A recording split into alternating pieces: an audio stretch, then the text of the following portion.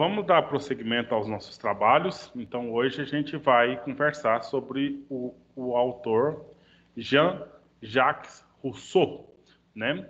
Então, aí agora vamos trazer um francês para a gente, então, fazer o nosso entendimento sobre a teoria do Estado, né? E aí, a gente fez prova semana passada. Na devolutiva da prova, eu coloquei o gabarito, né? Coloquei na forma de comentário lá aquelas questões que vocês precisavam ver. E aí eu espero, assim, se você teve dúvida, se teve alguma coisa que de fato não entendeu ou se percebeu algum erro, então você se manifeste para a gente poder, então, trocar as ideias que for preciso para isso.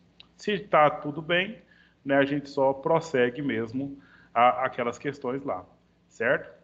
Então, um ponto que a gente... Bom, aí vocês me interrompem se achar que precisa, né? E quando achar que precisa. Pode ficar à vontade quanto a isso mesmo, né? Agora, o que acontece? A gente viu dois autores, né? O Hobbes e o Locke, e os dois ainda estavam num contexto monárquico, que também não é diferente do Rousseau, né? Só que o Rousseau está muito próximo dos eventos que ocorreram na Revolução Francesa, né? E a gente sabe que na Revolução Francesa, ou a Revolução Francesa num contexto muito geral, foi o evento que mais abalou as estruturas do monarquismo no mundo, né, na história. Então, as ideias rousseauianas, elas estão muito mais próximas do que nós temos hoje na condição de república, propriamente dita, né? Então, a gente pretende aqui nessa aula dar uma olhada em alguns pontos, né? Esses pontos todos estão no texto que a gente já disponibilizou para vocês, aí nos capítulos que se refere. A gente vai ter uma atividade, mais ou menos no meio para o final da aula, uma atividade de análise de um fragmento do Rousseau, né? Um trechinho lá do texto do Rousseau, de um livro dele chamado A Origem da Desigualdade entre os Homens, né? E aí depois você tem a atividade avaliativa para fazer, atividade para casa, né? Normalmente aí. Então, acho que a gente já pode passar diretamente aí para aquela apresentação com base nos slides, e aí a gente vai trocando as ideias que fazem necessário aí para estudar esse texto, né, do Rousseau.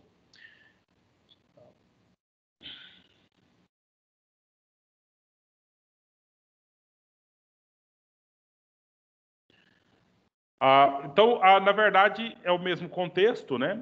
Eu tinha pensado muito que a gente podia deixar esse conteúdo dos dois autores para depois, né, para outra prova, mas eu achei que ia ficar um pouco distante demais da conta, né? Essa questão. Então, nós estamos aí por que eu acabei de falar isso que eu acabei de dizer agora, gente? Porque nós estamos num contexto, né? Nesse contexto no qual a gente estuda os três autores.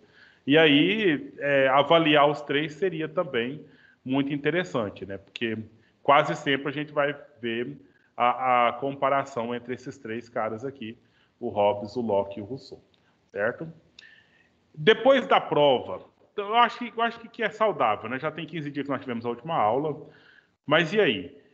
Com base na realização das atividades da prova, etc., teve algum item lá que você achou diferente, achou interessante da forma que foi perguntado para você sobre o Hobbes e o Locke? Ou algum item da teoria do Hobbes e do Locke que você, de lá para cá, aprendeu ou entendeu um pouco melhor e que gostaria de aqui compartilhar conosco? E aí, como é que foi? O que foi que você aprendeu de Hobbes e Locke? O que você pode fazer como um comentário aí para a gente? Porque eu tenho certeza que tem muita coisa que vai ser diferente agora em Rousseau. Alguém teria algum comentário que pudesse compartilhar conosco aqui? O que ficou, então? Agora já passou aí 15 dias da última aula, passou uma semana da prova, então, ou seja, em tese, não vai ser mais perguntado para vocês sobre Hobbes e Locke. Em tese, Hobbes e Locke já superado, assunto superado na ciência política aqui do curso de Direito da FAI. Né? E aí, o que você pode falar de Hobbes e Locke da agora para frente aí para os seus pais, seus avós, seu namorado, sua namorada, essas pessoas? E aí, eu aprendi na faculdade, estudei lá, teoria do Estado, falamos de Hobbes e Locke até aqui, e aí, o que eu posso, então, falar deles ou repetir deles.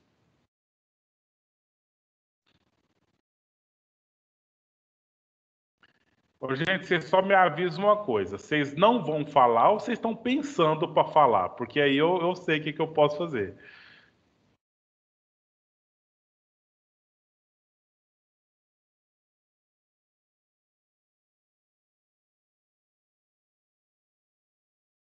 Professor, quero falar que eu estou decepcionado com a prova. É com a prova ou com o seu desempenho na prova? Eu imaginei que eu estava conseguindo decifrar seus pegas, mas aí depois, quando eu vi o resultado, eu vi que eu não consegui decifrar. É só isso que eu tenho a comentar. Entendi. Mas uma coisa que tem que ser claro assim, no nosso princípio de maturidade, ó, Aísa. Porque é claro que teve pessoas que saíram muito bem, teve pessoas que saíram muito mal. É claro que existem os métodos e técnicas de cada um. Algumas honestas, algumas desonestas. Isso é evidente, né? Aí, às vezes os honestos saíram bem, né? Às vezes os honestos saíram muito mal. Às vezes os desonestos saíram muito bem, e às vezes os desonestos saíram muito mal. Então, ou seja, tem um monte de possibilidade de situações aí no se fazer uma prova nesse sentido aí. Mas o que de fato precisa ser claro para todos nós, no princípio de maturidade, é que o erro tem que nos levar a corrigir, né?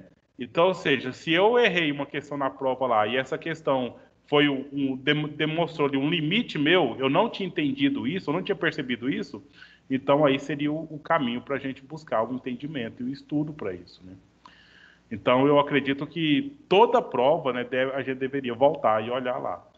Uma vez eu fiz uma especialização e aí era o próprio professor que dava a nota, né? Então não tinha uma banca, não tinha nada nesse sentido, não. E aí foi um artigo que eu escrevi, eu acho que foi o segundo da minha vida, né? E eu dediquei bastante, né? Aí o professor mandou a nota 90. Eu falei, tá, uma notaça, né? 90 é uma notaça. Aí eu devolvi um e-mail para ele. Isso é uma história de muitos anos atrás, né? Aí mandei um e-mail para ele, professor, e não tinha nada no artigo, sabe? Um artigo de 20 páginas, ele não anotou nada naquele artigo. E aí eu mandei um e-mail de volta, né? Na época a gente usava mais e-mail, não existia o WhatsApp. Aí eu falei, professor, eu gostaria muito de corrigir esse trabalho, né? E saber o que faltou para chegar no 100, então, né? Aonde eu errei. E aí ele só mandou um e-mail de volta dizendo, alterei sua nota para 10. Então, ficou fácil, né? Assim, se ele fosse para procurar os defeitos e mostrar os defeitos, era mais fácil para ele simplesmente mudar a nota, dizer que não tem defeito. Mas eu sei que tinha defeito. É claro que tinha defeito. Hoje eu leio, e aí hoje eu sou professor e analiso aquilo que eu escrevi lá, eu já sei encontrar os defeitos lá, né? Mas aí é justamente essa questão, é o interesse em corrigir, é o interesse em superar aquilo que já se tem, entendeu? Então, ou seja, a gente tem muito a aprender, sempre, o tempo todo, até os que tiraram a nota máxima na prova, eu tenho certeza, né? Não está completo ainda. E aí, nesse sentido que eu queria dizer para você e para qualquer um de vocês, no sentido de manter o estudo, manter o entendimento aí. Agora, a prova, ela é sorrateira mesmo, aí, é o pega mesmo. Esse tipo de prova é para sacanear, vamos assim dizer, com perdão da palavra, né? Porque daí é para simplesmente colocar você em situação de risco, colocar você em prova, né? Em prova. E aí, está longe daquilo que eu concordo, porque a gente deveria fazer era artigos aqui mesmo, era produção de texto, mas eu acho que às vezes colocar você para fazer uma produção, vocês, no modo geral, do primeiro ano, fazer produção de texto talvez poderia ser uma coisa talvez mais catastrófica ainda, um pouco do que só marcar um X lá, né? Mas é um processo, é um processo. E no campo do direito você vai ter tudo isso aí como experiência. Esses marcar X, daqui a pouco escrever texto e daqui a pouco sustentação oral, né? Então, ou seja, você vai ser, durante um processo, vai ter tudo isso aí como experiência para ser feito. Mas aí a questão é essa. Aí eu te pergunto, você responde se quiser, Aisa. E vocês todos que por acaso erraram, que seja uma questão na prova. Vocês foram lá e verificaram o que vocês erraram e agora dá conta de dizer qual que foi o ponto, qual que seria o ponto certo que você teria como acertado? Vocês fizeram esse exercício? Ou simplesmente, vi a nota, larga para lá e pronto? Como é que foi essa experiência de vocês? No meu caso, teve uma questão que eu tive até curiosidade de olhar, porque quando eu marquei, eu tinha certeza que eu estava certa, e depois eu vi que estava errado. Uhum. Eu não anotei, então eu teria que voltar lá agora para eu ficar aberto. Eu entendi. Não, mas eu digo só no sentido da experiência mesmo geral de todos vocês, né? Se de fato. E se não fez isso que eu acabei de dizer agora, eu sugiro que faça, né? Então, sempre. Aí, eu, pelo menos, tenho essa prática de devolver com comentários lá ali os pontos que.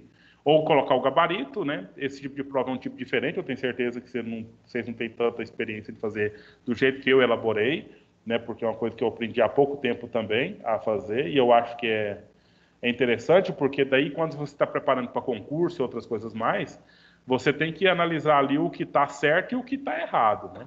E às vezes é muito mais importante você saber o que está errado do que o que está certo.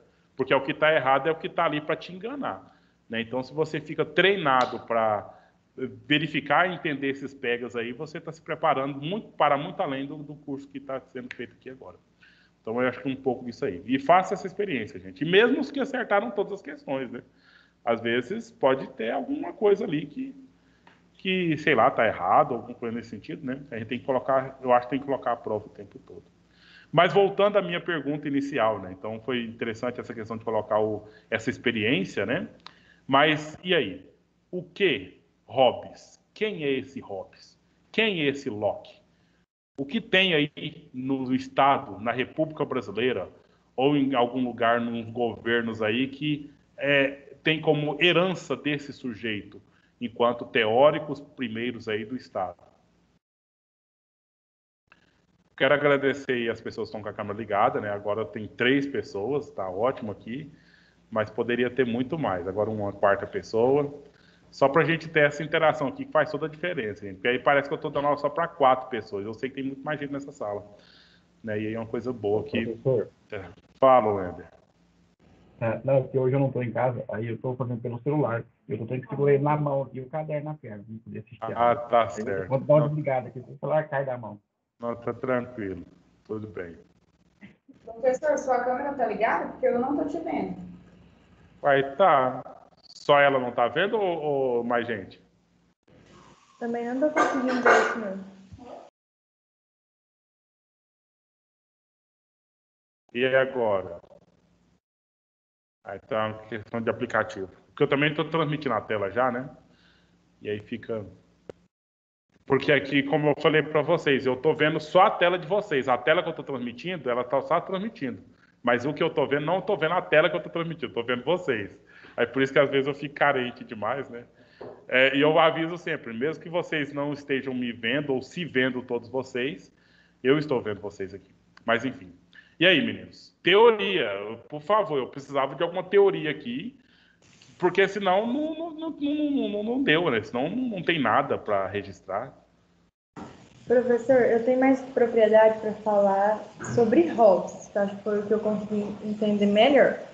Porque, tipo assim, Hobbes, ele acredita que o homem, ele é mau por natureza, que o homem, se não tiver um sistema, se não tiver os contratos sociais para manter, controlar essa desordem, é uma luta de todos contra todos. A todo momento é o homem tendo conflito contra ele mesmo. Daí tem a frase famosa dele, né, que o homem é o lobo do homem. E aí, com isso, ele vê o Estado como essa ferramenta, esse instrumento que vai equilibrar tudo isso, que vai conseguir fazer com que o homem faça evoluir a sociedade, e aí vem aquela figura que ele usa do Leviatã, que é formado por toda a sociedade, todos os homens, onde eles têm que entregar todas as suas forças, os seus bens em favor do Estado, ou seja, é servir com tudo que se tem, com tudo que pode oferecer. E é isso, acho que mais sobre isso. E o Locke já tem mais essa parte que contra o absolutismo, mais pela liberdade, que zela pelos direitos inalienáveis, que fala, né, que é a vida, liberdade, propriedade. No geral, assim, é isso que eu tenho para dizer. Ótimo. Outra pessoa poderia complementar alguma questão aí? Vocês conseguem fazer, assim, vocês podem ir pensando em falar o que eu perguntei já, mas eu estou querendo acrescentar outra pergunta aqui. Vocês conseguem fazer a aplicação dessa teoria em alguma situação aí no nosso governo? Seja uma atitude dos presidentes, que nós já tivemos até o que nós temos agora, atitude de governadores, atitude de prefeitos, ou atitudes do próprio sistema, nem tanto o legislativo, mas a questão do executivo mesmo, que faz que a gente verificaria, né? As atitudes das pessoas nesse sentido aí. A gente verificaria uma coisa dessas aí? Você poderia fazer essa ponte?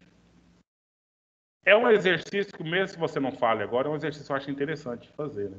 Porque a teoria, por mais, ela está presente nos governos. É uma teoria do Estado. E se eu for escrever hoje sobre, vou falar, o governo do Nassoitã, prefeito de Porá. Quando eu for falar de qualquer atitude dele, enquanto governo, que caracteriza o governo dele, eu vou buscar onde para fundamentar a minha crítica ou a minha análise. Eu vou buscar em algum ponto do Hobbes, algum ponto do Locke, algum ponto do Rousseau. E eu tenho certeza, não tem nada que ele faça hoje que já não tenha sido dito ou feito por algum outro governante antes dele e que talvez até tenha sido já analisado por um desses autores que eu estou contando para vocês aqui agora. Vocês estão entendendo o que eu estou falando, gente? Então, ou seja, nós estamos estudando aqui, não é à toa, mas é para que a gente busque e garanta bases de teorias para que a gente analise o hoje. E as teorias e as bases estão lá no século XVII, está lá no século XVIII, está lá no século XIX, né, que foram essas coisas que foram configuradas lá. E você pode assistir, você vê, eu tenho certeza que isso acontece, mas toda a sustentação oral lá no STF, eu gosto muito de assistir alguns plenários lá do STF, né? Sempre você vai verificar que eles vão citar algum teórico básico, seja filósofo, seja sociólogo, seja próprios juristas mesmo, né? Vão buscar lá. Por que eles fazem essa citação? Porque fundamenta a fala que eles querem fazer ali naquele momento, entendeu? E dá base sólida na teoria. A base prática, ela é volátil, porque a prática muda. Agora, a teoria não muda. A teoria está posta, está pronta e acabada lá. E não, ela está sendo alimentada, mas ela não é apagada. Está sendo alimentada, mas não é apagada. E assim você vai se atualizando o tempo todo nesse sentido aí. Entendeu? Então, ou seja, a Maria Eduarda fez a manifestação dela aí, ela falou a questão do Locke bem, tanto quanto falou do Hobbes, né? Mesmo que ela tinha falado que não teria tanta propriedade, mas aí o fato é, né? A tônica, Hobbes, a tônica é o absolutismo, né? Um governo que controla, um governo que vigia, um governo... Por exemplo, atualmente, porque agora está meio mudado isso aí, mas para que tantas câmeras, aquelas lombadas eletrônicas, o radar móvel de velocidade? Para que tantos? Por quê? Tem uma placa ali que o sujeito tem que andar 80 km por hora, mas nós somos mal por natureza, segundo Hobbes. Então, se não tiver ali um radar móvel que vai gerar uma multa por eu ter passado acima dos 80 km por hora, entendeu? Eu não vai controlar a sociedade, eu não vou ser controlado. Entendeu? Então, às vezes, tem que colocar lá uma polícia rodoviária federal ou estadual, tanto faz. Tem que ter lá para quê? Para vigiar a gente. A viatura tem que ficar passando aqui na porta da minha casa toda hora aí com a sirene ligada, para que eu seja vigiado, para que eu saiba que eu não estou sozinho, para que eu saiba que tem um Estado que me vigia. Então, nós estamos numa república, não tem nada de absolutismo aqui mais, apesar de algumas práticas de algumas pessoas, mas enfim, não é mais absolutista, é democrático, mas eu estou sempre vigiado. Herança daquela teoria estudada já por Hobbes, né? De que eu preciso ser vigiado, tem que cobrar multa de mim, tem que me prender, tem que me bater, tem que fazer o que for preciso para me educar, para me socializar, entendeu? E, ao mesmo tempo, essa questão da propriedade privada, né? Uma vez eu lembro como hoje, quando eu estudava na faculdade ainda, teve eu estudava na Católica e na praça universitária, não sei se vocês conhecem ali, usa muito como estacionamento. Então tem muito carro que fica estacionado ali, alunos da Federal, alunos da Católica, enfim. E aí tinha um sujeito, tinha um caçando briga lá, né? E xingou ele, xingava, o cara não fazia nada, não fez nada. E ele chegava e empurrava o cara não fazia nada. E o outro lá, rodeando, ele estava perto do carro, né? Essa pessoa que não fazia nada estava do lado do carro dele próprio. Deve ter sido alguma coisa relacionada ali à vaga no estacionamento. E esse outro brigava e danava e falava com ele tudo, ele não fazia nada. Aí a pessoa que estava só escutando resolveu entrar no carro para ir embora. Né, eu vou embora. E entrou no carro. Aí o que o outro fez? O outro pegou alguma coisa lá, não sei se é um pedaço de pau, e bateu no carro. No que bateu no carro, aí o cara que não falava nada desceu com um facão na mão. Entendeu? Aí e já pronto, aí já ficou a coisa ali, logo já acabaram aquela briga ali, mas estava pronto para fazer a coisa. Aí eu fiquei imaginando aqui. Então, você pode me xingar, você pode falar o que você quiser comigo, você pode me empurrar. Eu não vou reagir. Mas você vai bater na minha propriedade privada, você vai estragar o meu carro, aí eu posso até te matar. Você está entendendo o que eu estou querendo fazer aqui? Talvez é um pouco forçado, né, o que eu estou trazendo como exemplo, mas é muito apropriado para aquilo que o Locke desenvolve. Entendeu? Porque essas questões que foram relativas ao liberalismo, essa defesa da propriedade privada, e aí eu tenho o governo para quê? Para proteger minha propriedade privada. E eu preciso que o governo atue nessa perspectiva, né? E aí, ao contrário de Hobbes, que era permitido que o governo confisque meus bens, na teoria lockeana, o governo não pode confiscar meus bens de jeito nenhum. Entendeu? E se perguntar para qualquer pessoa aí, seus mais velhos, pessoas que você conhece, qual que é o ato pior que algum presidente da República fez no Brasil nos últimos 30 anos? Você podia até fazer isso como desafio. Perguntar para uma pessoa mais velha aí, né, talvez o dobro da sua idade a mais, e perguntar qual foi das atitudes dos últimos presidentes, dos últimos 30 anos de presidente, 1990 para cá, qual que foi a pior atitude que um presidente fez? Tenho certeza que não vai falar de Lula ladrão, não vai falar de Bolsonaro genocida, não vai falar nada disso. Vai falar, eu estou falando de pessoas mais velhas, tá? E nos últimos 30 anos, vai falar do Collor ter confiscado a poupança de todo mundo. Entendeu? Então, ou seja, isso está linkado à teoria lockeana da propriedade privada, do liberalismo, e que o Estado tem que existir para defender essa questão. Isso é só um retrospecto, né? Só para a gente pensar. E aí eu queria que vocês tentassem pelo menos fazer esse exercício, né?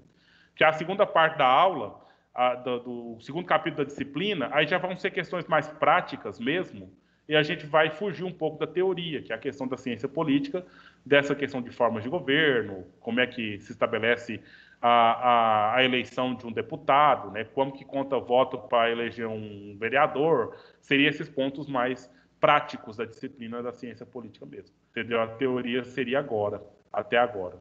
Certo? Alguém tem algum comentário mais dessa revisãozinha que nós estamos tentando fazer aqui? Beleza. Então, agora, um outro fundamento, talvez o dos mais importantes que a gente tem, teóricos, dentro da Constituição Federal do Brasil, é o autor Rousseau, né, o Jean-Jacques Rousseau. Ao passo que o Hobbes diz que o homem é mau por natureza, o Rousseau vai dizer que o homem, na verdade, é bom por natureza. Entendeu? O homem é bom por natureza. Então, a primeira coisa é essa situação aí. E aí tem alguma situação que faz com que o homem se torne mau, ou que o homem seja corrompido, entendeu? São situações que existem nas sociedades que geram justamente a desigualdade entre os homens. Se nós fôssemos todos iguais, se fôssemos todos tratados iguais, talvez não teria violência, segundo esse autor, talvez não teria criminalidade, talvez não teria nada de ruim que faz com que a sociedade fique comprometida.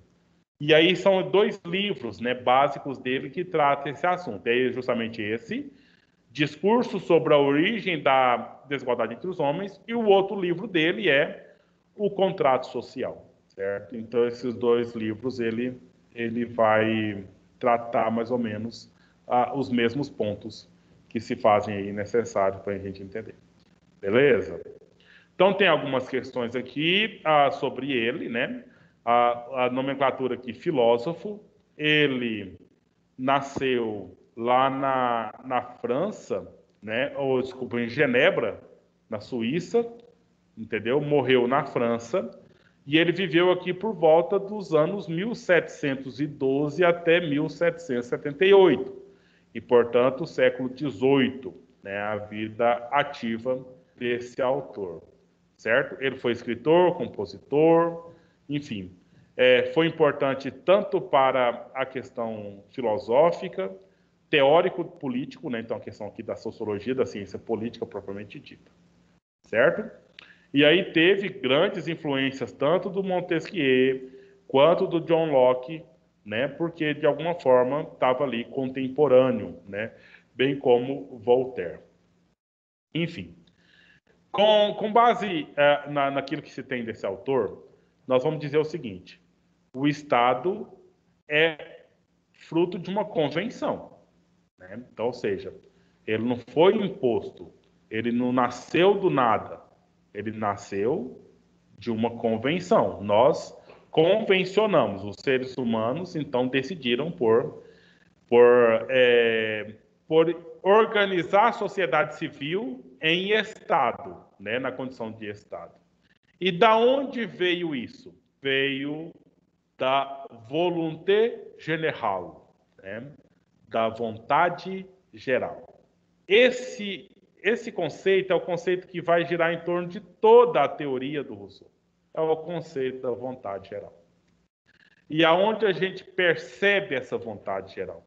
E qual condição e que situação que a gente pode criar para que a vontade geral seja aquela que verificada ou percebida, né? Será que nós aqui nessa sala, nós damos conta vamos por acaso pedir uma pizza aí? Será que desses 15 que nós somos aqui, que é pouca gente, perto de um contexto um pouco aí, qualquer reunião de família dá muito mais que isso aqui, né? Será que nessa sala aqui nós damos conta de escolher um sabor de pizza que atendesse os 15 de igual proporção? Que os 15 ficassem felizes por escolher aquele sabor? Será que nós conseguiríamos uma coisa dessa? O que vocês acham? Sim ou não? Porque as vontades são muito variadas, né? E as opções são muitas, né? E as vontades também são muitas. Então, chegar num único acordo para dizer, não, então vai ser a mesma coisa para todo mundo. Até a questão da bebida, vamos pensar, né? Então, vamos fazer a festinha, qual que é a bebida que todos nós queremos? Ao passo que um quer coca, o outro quer guaraná, o outro quer cerveja, o outro quer dose, o outro quer não sei o quê. Entendeu? Então, ou seja, vai ser complicado. Isso eu estou falando de vontade, eu não estou falando de racionalidade, de coisa que é o melhor. Porque se fosse melhor, seria água natural, né? Assim, aí nós temos que concordar que água natural é muito melhor no sentido de saudável, que coca, que cerveja, qualquer outra coisa. Por que nós temos que concordar com isso? Porque isso não está no campo da nossa vontade, está no campo do entendimento do que a bebida causa no seu corpo. E a água é o que te causa melhores condições. As outras só te causam algum dano, algum outro problema. Isso é convencional científico, né? Agora, do campo do desejo, do campo da vontade, aí a coisa é muito variada nesse sentido aí, né? Mas ele parte desse pressuposto de que a vontade geral ela pode ser percebida. E agora, como é que a gente chega nessa vontade geral? Aí você já tem as práticas eleitorais democráticas que nós vivemos até hoje, né? Então, 50 milhões de habitantes do Brasil, 50 milhões de eleitores do Brasil votaram no Aécio, né? E 54 milhões votaram na Dilma. Então, pela vontade geral da nação, A Dilma foi eleita, né, presidenta do Brasil. Eu só estou colocando esse exemplo por conta da diferença um pouco pequena, né, na contagem dos votos, né? Então, ou seja, não foi uma variação, não foi nem de 10% nessa contagem. E aí, quer dizer que, então, menos de 60% de pessoas, 50 e poucos por cento, então foram capazes ou determinaram que a vontade geral é a vontade deles. Percebe por aí essa questão? Entendeu, gente? Mas na democracia tem pelo menos a consulta a essa vontade geral. Na monarquia nem se consulta nada, né? Simplesmente é o que está posto. Então a rainha Elizabeth, o príncipe Filipe morreu, né? Então, ou seja, isso não muda nada na monarquia da Inglaterra. Mas se a rainha Elizabeth morreu, quando ela morrer, aí já muda toda a estrutura da monarquia na Inglaterra, né? Mas vai perguntar ao povo se o povo quer o príncipe Charles como rei ou não? Não, simplesmente já está determinado, desde quando ele nasceu, né? Desde quando ele nasceu, não, desde quando ela se tornou rainha, né? E aí determinou-se que o rei é ele vai ser o rei, o próximo rei. Se ele não quiser e renunciar, beleza, mas já está escrito quem vai ser o próximo, independente do povo querer ou não querer, gostar ou não gostar, né? Isso já está definido. Agora, na democracia, na república, a gente já tem essa consulta de tempo em tempo se a gente quer esse candidato ou quer esse outro candidato. E também já está determinado que vence os mandatos. Chega naquela data, venceu, acabou o seu mandato. Você vai continuar se você foi eleito novamente, né? Isso para vereadores e para o legislativo. Já para o executivo, não. Você pode assumir até 2 vezes e pronto, né? Então, são esses pontos. Mas aí a vontade geral ela foi consultada, né? E aí chega nessa situação. Agora, definindo, né? Isso nós comentamos. Agora, definindo. Conforme Rousseau, o que é a vontade geral, Maurício? Estou preocupado, Maurício. Você está muito quietinho aí. Não sei se você está triste. Você está bem, Maurício? É que eu estou passando mal. Então, tá evidente que você não está tão normal quanto a gente vê nos outros dias, né? Mas melhoras para você aí. Então, gente, vou perguntar aqui, conforme Rousseau, o que é vontade geral, Aísa? Está aqui nesse slide, perguntando Rousseau, o que é vontade geral? É a vontade manifestada pela maioria dos indivíduos. Justamente. É a soma das vontades. É a soma, né?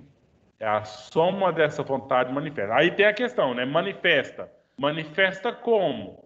Aí cada grupo vai definir qual que vai ser a manifestação, qual vai ser a forma de manifestar essa vontade de cada um deles. Então, dar uma aula dessa aqui parece até um pouco sem lógica para o nosso contexto. Não, faz um plebiscito, né? Faz um plebiscito, vai lá, a gente vota, né? E diz se a gente quer ou não quer.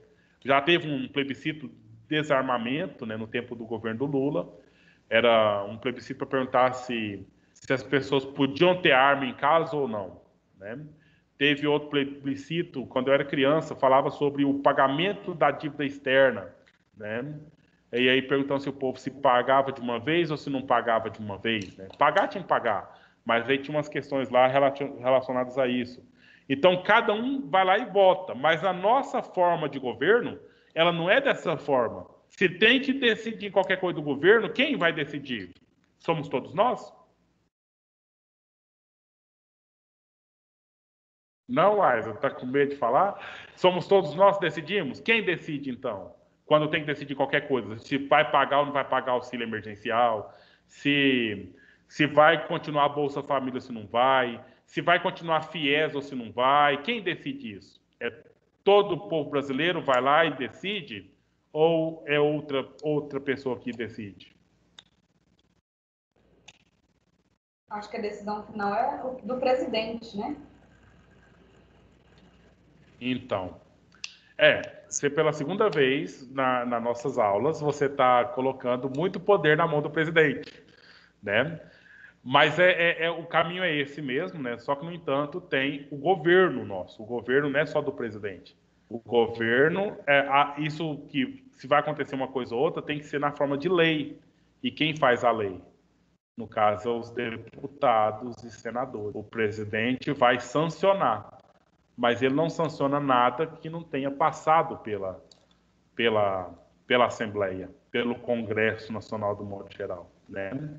Então, aí que está a questão. Não somos nós que decidimos, são os nossos representantes que decidem por nós. E o presidente é também um representante porque ele foi votado, né? Ele só está na cadeira onde ele está porque a gente votou, né? A gente demonstrou a nossa vontade geral do Brasil de que queremos, no caso, o Bolsonaro como presidente.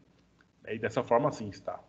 Entendeu? Então, ou seja, nós temos aqui um exemplo de manifestação da nossa vontade a partir do momento que nós escolhemos representantes para decidir em nosso nome.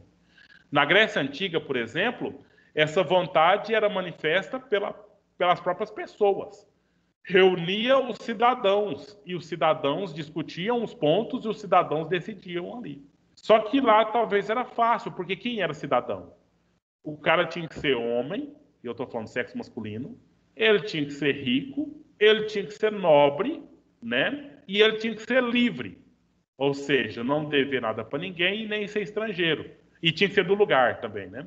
Então, ou seja, mulher não participava desse processo, escravo não participava desse processo, pessoas que eram estrangeiras, apesar de ser rica, podia ser nobre, mas se não nasceu na cidade, então não participava do processo. Então, ou seja, era talvez mais fácil, o número era menor, para saber a vontade geral de todo mundo quando se ia discutir qualquer coisa, né? Agora nós temos aqui 200 e tantos milhões de habitantes. Em Porá nós temos mais de 30 mil habitantes. Então, para fazer uma decisão dessa, e a ideia de cidadania, agora até as mulheres são cidadãs. Agora pensa, se juntar esse povo todo para decidir alguma coisa, não vai funcionar. É igual discutir alguma coisa aí no WhatsApp, né, no grupo de WhatsApp. Não vai funcionar desse jeito. Então precisa não, agora nós temos um líder. O líder da sala aqui é o Ender, a vice é a Luana. Então, ou seja, eles decidem. Se o pessoal da faculdade quiser fazer, vamos fazer uma mudança aí no AVA, uma mudança não sei o quê, eles vão chamar eles para decidir. Porque aí eles decidindo, eles votando, quem está votando? Todo o primeiro período de direito está sendo representado pelo Ender e pela Luana. Entendeu? Então, ou seja, é sério quando a gente escolhe um representante. Porque se eles, por acaso, pensam totalmente contrário do que vocês pensam, aí a vontade de vocês vai ser a vontade deles, lá onde, se por acaso tiver uma condição de decidir, né? Dessa forma também é a questão aqui para vereadores e etc. Ok? Então, beleza. Nós temos aqui, agora, então, conceito de vontade geral. Agora, nós temos o conceito de nação. O que é nação? É um povo organizado, entendeu? Então, eu não sei, eu não vi ainda a movimentação de vocês aí, mas cadê a camiseta da turma? Cadê o uniforme? Entendeu? Por que vocês poderiam querer fazer uniforme? Não sei se já trataram, já discutiram sobre isso, já? Ainda não, porque é online. Se você tivesse presencial, tenho certeza que há muito tempo você já estaria com essa camiseta, né? Esse é o princípio de nação. Ou seja, eu estou no primeiro período de direito da FAI e eu quero me caracterizar. De alguma forma, eu quero me conectar com esse grupo, ou pelo menos dizer que eu faço parte desse grupo. Sabe? Aí estabelece essas atitudes. Aí que dá o princípio o quê? De nação. Então, se alguém fala mal do direito, alguém fala mal dos advogados, alguém fala mal do jurista, você se sente que está falando mal de você mesmo, ou você acha que é uma injustiça, ou você quer explicar, você quer dar uma resposta. Entendeu? Está tudo dentro do contexto do princípio nacional. E, segundo Rousseau, a nação, ou o princípio de vocês aí, é superior ao coordenador do curso. É superior à própria faculdade. Entendeu? É uma coisa sua, de ser formado em direito e do seu grupo. Então, por isso que a nação, o povo que faz parte, é superior ao rei. Então, definição aqui do Rousseau, certo?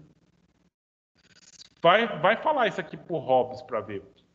O Hobbes vai dar um infarto, né? Vai falar, o que é isso? É o rei é superior à nação, né? Um dia eu perguntei aqui, quem é o superior aqui do Brasil? A pessoa, aí a Aiza falou, é o presidente, né? Então aí, não, tá errado, Aiza. Por quê? Porque aqui no Brasil, a nossa ideia, se fosse na Inglaterra, sim, você estaria totalmente certa. É a Rainha Elizabeth. Na monarquia, dessa forma. Mas na democracia, não. O poder mais supremo do Brasil é o meu poder, é o seu poder, é o poder do cidadão brasileiro. E nós temos poder tanto até de derrubar o presidente, derrubar o governador, derrubar o prefeito. Nós temos esse poder, né? Então, aí que está a questão aqui. É a sacada do Rousseau. A nação é superior ao rei. Então, não há direito divino da coroa, como é fundamentado o direito providencial divino dos reis, não é?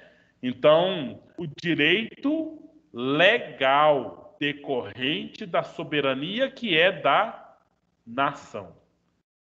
Percebe? Fica claro essa situação aqui? E aí, o que acontece? Mas o povo pode derrubar o presidente, pode derrubar o governador e o prefeito. Mas eles não são protegidos por alguma coisa? Eles são protegidos por alguma coisa. São protegidos pela lei. É o direito legal. Então, não é só eu não gosto mais do Caiado, governador. Eu quero que ele saia. Não, o que ele fez contra a lei, ou o que ele fez de errado, legalmente você pode, então, fazer uma denúncia, etc. Vocês sabem que tem um governador que está sofrendo impeachment no Brasil. Vocês estão sabendo disso? Que? Vocês não sabem disso? Ah, não, gente. Mas eu fiquei sabendo hoje também, tá? O governador do Rio de Janeiro está afastado e está no processo, na última fase do processo do impeachment. Conforme for, até o dia 30 sai a decisão, numa comissão mista, né, de julgamento que foi criado lá no Rio de Janeiro para finalizar essa questão. Então, o que acontece? Aí hoje eu estava assistindo o Band News, né? E aí vendo essa, eu não tenho costume de assistir esses treinos, mas por acaso hoje a coisa veio para mim, né? Então, é essa situação. O processo já foi. E vocês lembram do impeachment da Dilma? Não sei se vocês lembram quando vocês acompanharam, mas é toda uma situação.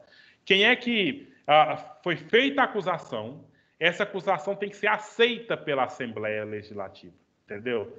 Então, e quem vai aceitar é o presidente da Assembleia Legislativa. Então, porque já teve vários pedidos de impeachment do Bolsonaro, vários mesmo, você não tem noção. Eu acho que cada deputado que é da oposição já fez um pedido de impeachment. Como teve então, vários para o Temer. Hã? Já são mais de 100, né? Então, aí o que acontece? O presidente analisa o pedido e fala, não, vamos discutir isso nessa casa, no Congresso, na Assembleia primeiro, né? Ou não. E aí, então, não foi nenhum que passou para frente. Por quê? Porque analisou ali a constitucionalidade, analisou ali o crime relatado, beleza. Lá no governo do Rio de Janeiro, já passou por esses trâmites todos. Então, está em fase de julgamento, entendeu? Então, teve o processo na Assembleia Legislativa do Estado do Rio de Janeiro. Beleza, então, cara, esse cara tem que ser impeachmentado. É o Witzel, o nome dele, né? E aí teve o procedimento jurídico, né, de julgamento dentro do sistema jurídico do Estado do Rio de Janeiro. E aí passou para uma terceira fase, que é uma comissão mista, que aí entra o pessoal da economia, entra o pessoal de tudo quanto é lugar que é preciso para analisar o crime do sujeito lá, né? Aí, hoje, a defesa do governador afastado disse, mas espera aí, no princípio, no processo jurídico aí, precisa ser feita uma acusação objetiva. E vocês não apresentaram uma acusação objetiva. É claro que isso é treta de advogado, né, de defesa, querendo, às vezes, assim, adiar o julgamento, alguma coisa nesse sentido, né? E aí eles estão nesse debate agora, nesse momento, né? Nesse momento de de fato foi feito, aí a acusação, né, a promotoria, vai dizer, não, de fato foi feito já dialogamos com a defesa tentou responder cada uma das acusações que nós fizemos, né? Então, você está em processo, na questão do processo aí civil para fazer o julgamento, que vocês entendem muito mais que eu já, com certeza. Então, está uma tentativa da defesa de travar o processo do impeachment do governador lá do Rio de Janeiro. Mas, assim, até o final do mês, eu tenho certeza que nós vamos ter novidade quanto a isso, né? E vocês podiam se dar uma olhada aí, né, para verificar essa questão, que é uma questão tanto de direito, porque somente com base na lei, com base em crime, que esse governador vai ser impeachmentado, e é uma questão da nossa questão política, né? E aí o crime lá tem tudo a ver com questão de comprar cloroquina demais para tratar o Covid, né? Colocar pessoas que eram criminosas para administrar os hospitais de campanha do Covid-19. Então, ou seja, foi algumas coisas que ele fez, pisou na peia, e aí, conforme esse princípio do direito legal, ele, então, vai sofrer aquilo que a vontade geral quer, que ele seja, então, já está afastado, né? Porque ele está em julgamento. Foi o caso da Dilma, lembra lá, né? Ela foi afastada e por 180 dias, 6 meses, e o processo aconteceu. E nesse prazo de 180 dias, o processo finalizou e ela foi impeachmentada, o vice continuou.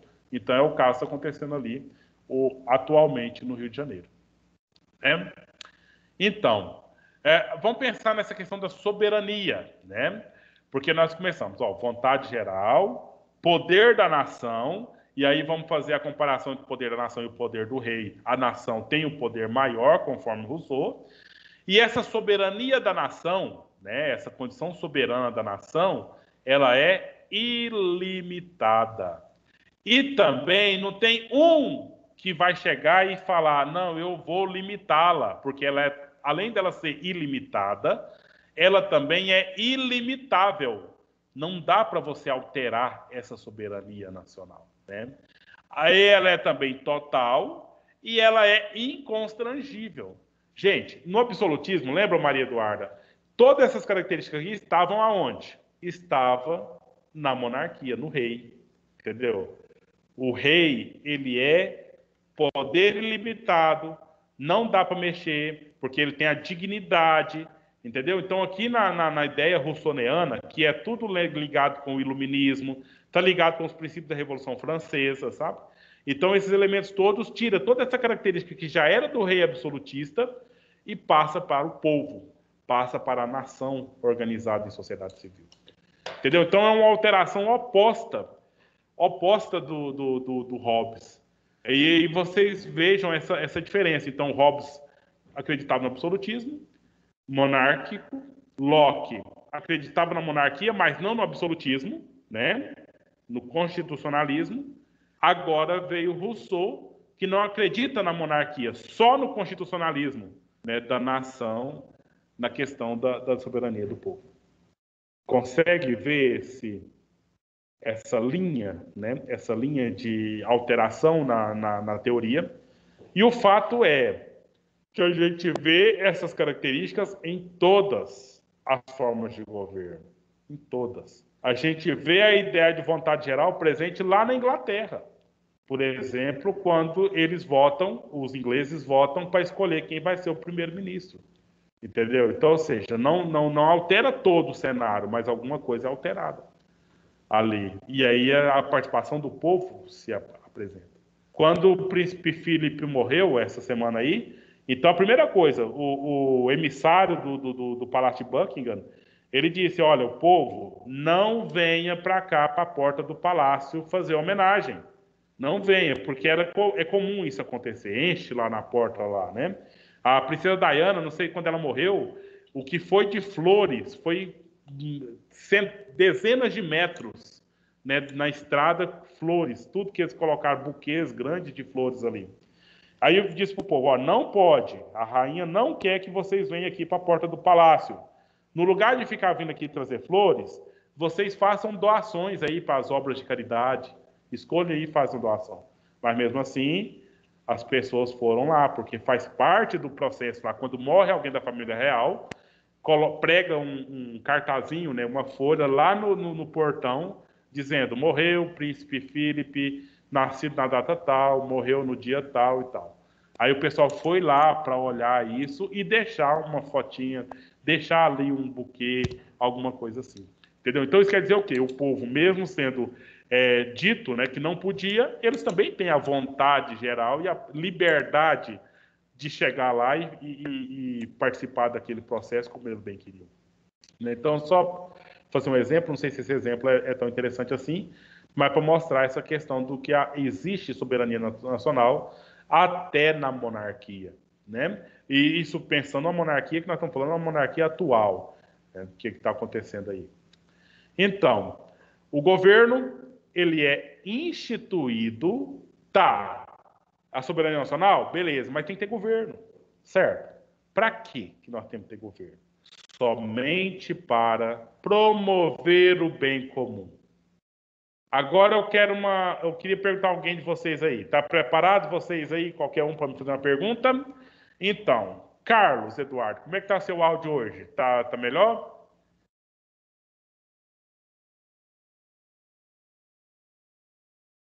Eu acho que não. Ô, Isabela, como é que tá seu áudio aí hoje? Tá bem?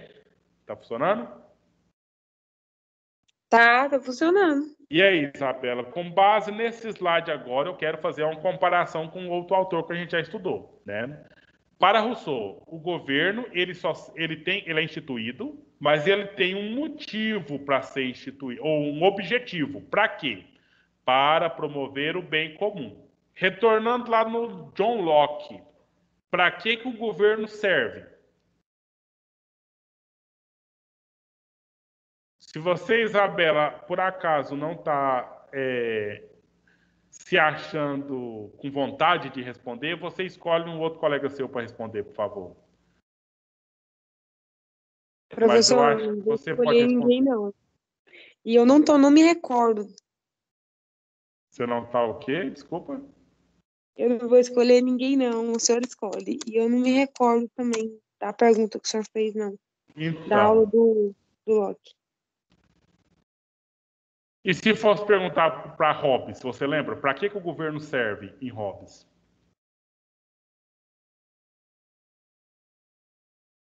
Lembra, Isabela, ou não? Não tem problema não lembrar, não. Lembro, não. Deixa eu perguntar para outra pessoa, então. Já que ela não quis entrar nesse jogo, né? José Victor, tá funcionando seu microfone aí? Sim. E aí, você pode responder para a gente qualquer uma das duas ou as duas perguntas, né? Fazendo esse comparativo aí. Para Rousseau. Oi? Faz a pergunta, por favor. Então, conforme Rousseau, o governo precisa ser instituído com a finalidade de proteger, promover o bem comum, né? Agora, nos outros dois autores, essa pergunta é clara também. Para que serve o governo em Locke ou em Hobbes? Aí você pode escolher falar de um dos dois ou falar dos dois. Olha, pelo que eu entendi, em Locke seria para, vamos dizer assim, garantir garantir vamos dizer, deixa eu lembrar aqui também, professor, que eu já não me recordo muito. Alguém? Sobre Chuta aí, gente. os direitos sobre as propriedades privadas. Aí, pronto. Os direitos pronto. sobre as propriedades privadas. Uhum. E Hobbes seria apaziguar os conflitos, né? Perfeito. Impostos. O Luke, ele também encara o governo como troca de serviços, né? Sim. Conveniência, né? É uma relação de conveniência entre as pessoas e o governo.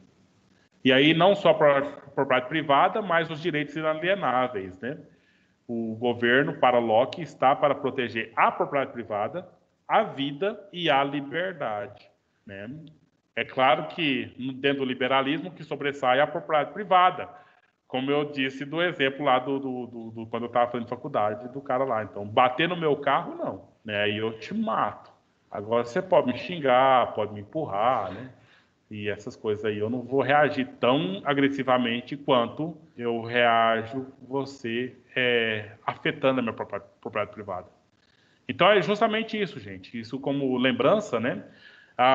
Por que o governo tem que apaziguar? É justamente pelo fato de que eu tenho um princípio mau, agressivo, violento, e o governo vem para me cuidar dessa situação, me frear, né? Me vigiar para frear. E aí você veja, então, o fundamento do poder para Rousseau, do governo para Rousseau, é promover o bem comum, né? Então, tem que promover o bem comum. E aí, eu só vou suportar alguém me governando enquanto esse que estiver governando com justiça, né? Eu só vou suportar o governo enquanto tiver justiça. Se não tiver justiça, eu vou, então, derrubar o governo. Mas, é claro, dentro do princípio legal. Tem que estar com base nas leis. Né? Então, vamos prosseguir aqui, se vocês não falam nada, né? Aí, nesse sentido de derrubar o governo, né, pensando na contrapartida que o povo pode fazer, é de que forma? Olha aí, revolução, por exemplo, né? Quando é que eu vou poder fazer uma revolução que seja? Deixa eu conversar aqui com a Luana. Luana, como é que você está aí? Tá o áudio funcionando direitinho?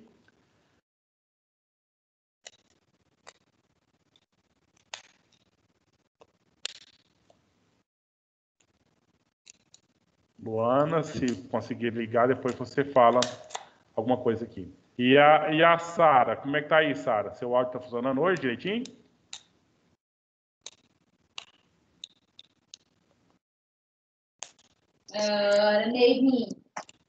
Tá funcionando. Beleza. Agora, ô Sara. Boa noite, professor. Tá sim. Boa noite. A internet que tá muito ruim aqui.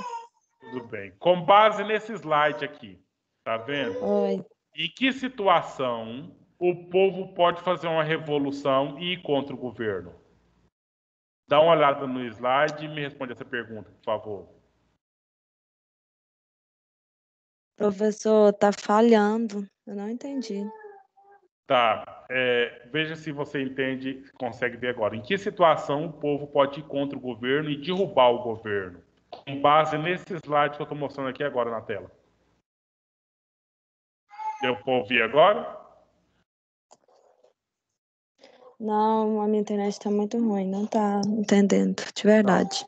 Não, tudo bem, não tem problema não. Tá falhando. Certo. Quem poderia responder essa pergunta para mim? De leitura do slide mesmo aqui. Se o Estado não atender aos anseios populares? Justamente. Então, o Estado não atendeu os anseios populares. E aí, então o que o povo pode fazer? O povo tem direito de substituir. O povo pode refazer o contrato. Que contrato? O contrato social. Aqui nós estamos. Esse tema é igual para todos os três, tá? Então é estabelecido um pacto social ou um contrato social. E tem regras. Regras tanto para o povo quanto para o governante. E aí essas regras é diferente em cada um desses autores, os três. Aqui no Rousseau nós temos a vontade geral como princípio, como conceito, né? E aí o Estado tem que atender às vontades do povo, senão ele pode ser substituído. O Locke concorda com isso aqui, o Hobbes não, né? Ok? Então vamos lá. E o estado de natureza? Né? Porque é a base de tudo lá, né? Lembra que para Hobbes, no estado de natureza, o homem é homo lupus homini. Lembra do latim? O homem é o lobo do próprio homem. No estado de natureza para Locke, como é que é o homem? O homem tem uma racionalidade que tende à paz. Entendeu? O homem, ele tem a racionalidade e ele aprende as coisas. Ele é uma tábula rasa que aprende as coisas. Agora, em Rousseau, no estado de natureza, certo? O homem vive uma felicidade perfeita. Se você pega um menininho aí qualquer e pergunta o que você quer para ser feliz? Isso é um menininho puro, livre de qualquer corrupção. O que você quer para sobreviver? Ou para você ser feliz? Então, ele quer... Deixa eu perguntar, isso é bem machista essa fala aqui, tá, gente? Esse ponto da teoria, meninas, vocês me desculpem, me dê licença, data vênia, né? Falar com o vocabulário de vocês aí, com todas as vênias possíveis. Mas um menino qualquer, Wender, tá de boa aí? O que você queria? Pensa assim, totalmente, pensa que você não estudou, pensa que você não fez, não teve catequese, pensa que você não participou de igreja. No seu princípio mais natural possível, o que você precisa para você ser feliz? Escolha 3 itens. Tá? Vou dificultar um pouco mais a pergunta. 3 coisas que você quer para você continuar sendo feliz e para que você não poderia trocar por nada. Isso na condição de eu sendo uma criança pura. Você sendo um homem. Você sendo um homem puro. Aí puro mesmo, se não estudou, não teve igreja, tal. 3 coisinhas básicas que você... Se você tivesse essas 3 coisas, você ficaria de boa para sua vida toda. Saúde, felicidade e convívio social. Bom convívio social. Vamos reduzir esse convívio social aí. O social é muita coisa, né? Família. Família. Então, saúde, família e o terceiro item, você falou... Repete, por favor, você lembra aí? Família, saúde e... Família, saúde. Felicidade foi o que ele falou. Felicidade, ele falou felicidade, né? Só que felicidade não é um item, né? A família é um item, é uma coisa que você pode ter ou não ter. A saúde também é um item que você pode ter ou não ter. Agora, a felicidade é um estado emocional, que pode ser uma coisa para você, pode ser para outro, pode ser diferente, assim, né? Eu só te fiz essa pergunta, e falei que era uma questão muito machista, é que conforme Rousseau, o homem só precisa dessas 3 coisas aqui, ó, para ser feliz. Agora vocês me digam se isso tem sentido ou não. Aí, principalmente os homens, né? Só isso que a gente precisa para ser feliz. Tendo alimento, não passar fome. Tendo uma mulher e tendo um lugar para dormir. Mais nada. Ou falta alguma coisa? Bem machista ainda, né? Professor, mas se for pensar em um homem puro, que não teve nada, né? Esse pensamento é até justificável. Não, na verdade, é isso. Essa que é a questão, né? Então, agora, como a gente tem uma série de outras influências, né? Que me diz lá, né? Amai a Deus sobre todas as coisas, né? Se apegue à palavra de Deus. Então, constitua família, seja fiel, estude, né? Ganhe dinheiro. Esses tantos elementos aí, o que fez? Corrompeu o ser humano conforme Rousseau, entendeu? Porque o homem simples é um homem que não quer guerra com ninguém. Tendo ali a mulher dele para ele ter o seu prazer, o seu deleite, tendo alimento para sustentar, tendo algum lugar para poder dormir, né, e não ser incomodado, tá ótimo. Aí agora a gente complica as coisas na sociedade, né, inventa tantas outras coisas que a gente quer, e às vezes a gente acaba perdendo esses itens aqui que são muito simples de conseguir. Entendeu? Então, ou seja, o homem, no estado de natureza, ele é um homem. Aí foi no item que o Ender falou, né? É um homem sadio, né? Ele é ágil, porque é esperto ali para viver e para organizar as coisas, e ele é robusto, ele tem que ser forte para ele poder garantir essas coisas, para garantir o seu alimento, para proteger a sua mulher, né? para viver aí e poder ter um lugar seguro para ele poder repousar. Entendeu? Então, eu acho muito engraçado essa tese assim, do Rousseau que ele apresenta, né? E eu acho que é muito normal essa ideia. Eu fico pensando, né? Que eu trabalho tanto e tudo mais. E se eu soubesse que já tem, não, aqui não vai faltar comida, né? Então só precisa mesmo ter uma mulher e pronto, né? E viver. Um dia após dia, né? Se alimentando, tendo sexo e dormindo. Se alimentando, tendo sexo e dormindo. Precisa de mais alguma coisa na vida? Né? Então, é o que se pensa, né? O que se pode pensar aí. E aí, tem medo, né? Qual que é o medo que a gente tem nesse estado de natureza? É perder essas coisas, né? Então, tem medo de ter dor, sentir dor, ou seja, ficar doente ou qualquer coisa nesse sentido. E tem medo de passar fome. O resto, né, dá para se viver muito bem. Mas não é bem só assim, né? As coisas não são só tão simples assim. Tem mais coisas aí. Aí o que aconteceu para frente na vida? Quando sai do estado de natureza e começa a adquirir as demais outras faculdades, os demais outros entendimentos, a assumir os outros elementos que fazem parte da vida.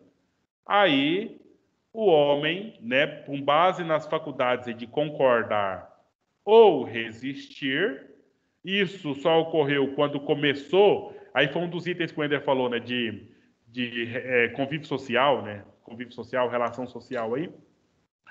Então aparecem outras pessoas e algumas pessoas eu tenho que concordar com elas, outras pessoas eu tenho que resistir fortemente contra elas para continuar vivendo aí essa vida com felicidade. E aí levou a gente a aprender a nos aperfeiçoar. E aí, como a Isa falou, né? Então, se for pensar num homem puro tal, dá para entender esses três desejos, né? Mulher, repouso mulher, repouso e alimento. Então dá para entender um homem puro aí. Mas nós não somos mais homens puros aí. Nós somos homens, pessoas aperfeiçoadas. Por quê? Porque o convívio social fez com que a gente tomasse contato com pessoas com as quais a gente concorda ou pessoas que a gente discorda e tem que resistir. E nesse aperfeiçoamento, então, teve uma alteração, né, da situação e nós criamos algumas virtudes, alguns elementos que estão dentro de nós, que faz com que nós queiramos viver em sociedade com base em regras que estão dentro de nós, regras bonitas que estão dentro de nós, que é a questão virtuosa, né? E aí trouxeram felicidade no início, nessa virtude, né? Eu não quero nada que é seu, eu não vou te agredir, eu não vou, enfim, eu vou te respeitar e eu espero que você me respeite. E por que eu vou te respeitar? Por que eu vou garantir o seu direito natural aí? Porque eu sou uma pessoa boa, eu sou uma pessoa virtuosa, né? Mas isso fez com que, mais tarde, algumas pessoas se distanciassem das virtudes, então causando desgraças, cometendo crimes. Entendeu? Alguns começaram a cometer crimes.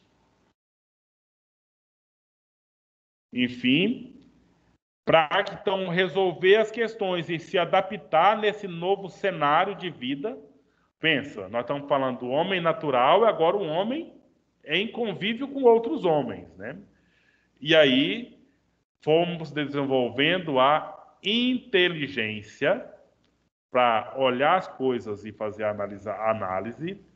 Nós começamos a desenvolver a linguagem para a gente falar o que temos que falar, comunicar o que precisa ser comunicado e todas as outras faculdades que já tinha, olha aqui, que já estava no ser humano, mas apenas em potencial. Então o homem primitivo não falava. Ele podia falar, mas não falava. Com o convívio social, ele aprendeu a falar. E aí nós estamos falando aqui agora, eu estou falando em português com vocês aqui, e vocês, eu espero, que estão me entendendo, né? Entendendo essa troca de informações aqui, essa experiência. Percebe? Então, daquele homem que lá só queria comida, queria uma mulher e queria dormir. Precisa de fazer uma aula de direito dessa aqui, numa vida daquela lá? Agora, nós estamos aqui em gente que quer fazer concurso para ser desembargador, quer concurso para ser juiz, quer concurso, quer passar na OAB. Aí não dá, né, para ficar só dormindo, transando e comendo, né? Agora você tem que incluir na sua agenda, ler livro, assistir aula, se conectar e tudo faz parte dessa organização aí que nós temos, né? Aqui precisa ser inteligente. Lá no estado da natureza não precisa ser inteligente, não. As coisas estão aí, é só pegar mesmo, né, o que já está lá. Agora a gente tem que comunicar o que a gente precisa. Enfim, essas coisas aqui só repetindo o slide, né? E aí, agora tem um probleminha. A desigualdade. Sabe? Os problemas sociais que se desenvolvem, né? Então, está ligado, por exemplo, ao surgimento da metalurgia e da agricultura. Por que estaria dessa forma? Vocês conseguem me explicar? Por que esse fato ou esses fatos fazem com que a desigualdade se inicie? Isadora, como é que está seu áudio aí? Você tá de boa?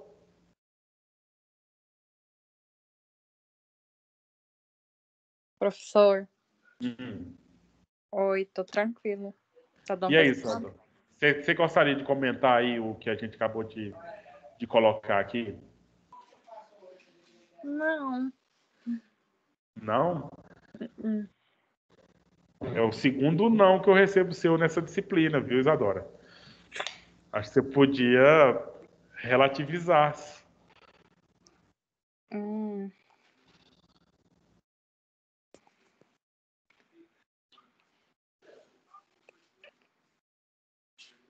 Porque o que nós estamos tentando conversar aqui é esse ponto, né? No estado de natureza, aqueles 3 itens básicos.